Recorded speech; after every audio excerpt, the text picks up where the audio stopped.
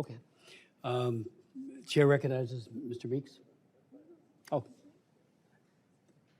Okay. Chair recognizes Ms. Cherfilus-McCormick.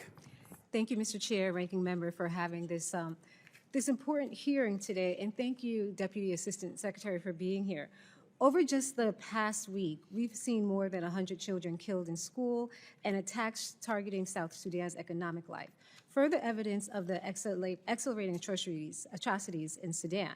President Trump has repeatedly stated that ending this conflict is essential, not only to halting bloodshed, but to safeguarding the U.S. national security as an unstable Sudan threatens the Red Sea corridor, creates space for terrorist networks, and opens doors for malign actors such as Iran, and disrupts regional economic and humanitarian system.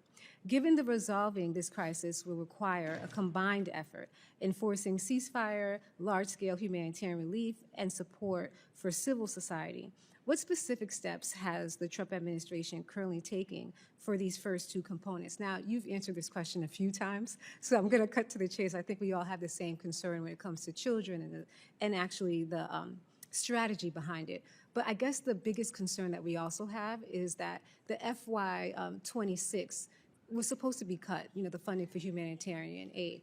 Has that been reconsidered? And if it has been reconsidered, what does that actually look like right now? Thank you, Representative. Certainly appreciate the interest in and focus on humanitarian assistance. I think when we look at the humanitarian crisis, looking at this year alone, as I said, we remain the #1 provider, the top bilateral donor to the crisis in Sudan at some $405 million this year. And yes, there are huge needs in Sudan. I don't mean to understate that at all, but the central part of the challenge right now are access issues and obstruction issues on part of both parties. And so, yes, there are discussions to be had and will continue to be had in engagement with Congress on levels and the way forward.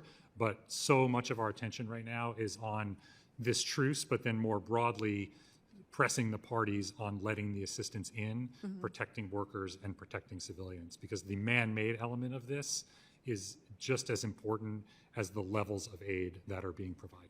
So we would love to support those efforts because this is such a huge issue, but without us knowing the funding amounts and what you need to actually make this successful, it makes it difficult for us to have supporting legislation. So as you come to that place where you're looking at funding levels, and we hope you're reconsidering them, we would love to hear more so we can support it, because I think ending this atrocity is our #1 priority because it's been going on for too long.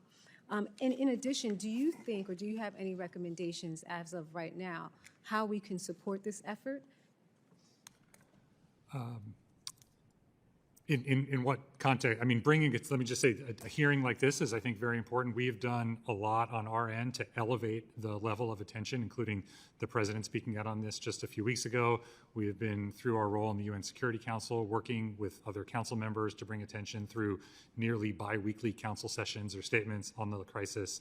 And in hearings like this and other calls and pressure on the parties to choose to bring an end to the conflict, I think are critical. So more eyes and more voices are needed to call attention to this and show the parties that the way forward is through the roadmap that we've outlined through the Quad Statement.